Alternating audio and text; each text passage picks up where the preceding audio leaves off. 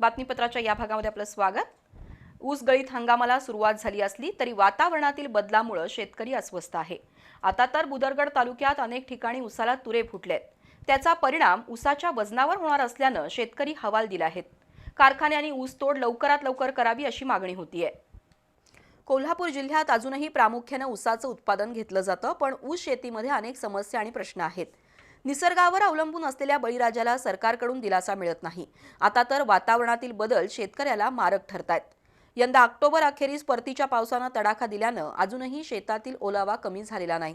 अतिरिक्त पाऊस, ढगाळ आणि अचानक बदलणारे वातावरण, पूर यातून वाचलेल्या ऊसाला आता तुरे फुटलेत। त्यामुळे यंदा ऊसाचं वजन घटण्याची भीती आहे। मुळात ऊस उत्पादनात मोठी घट झाली असून गळीत हंगामही उशिरा सुरू झालाय। अशा वेळी ऊसातील वजन घटल्यामुळे होणाऱ्या नुकसानीला तोंड कसं द्यायचं असा प्रश्न शेतकऱ्यांना पडलाय। यंदा महापूर, हुमणी, लोकरी मावा यामुळे ऊस उत्पादक शेतकरी अडचणीत आलाय।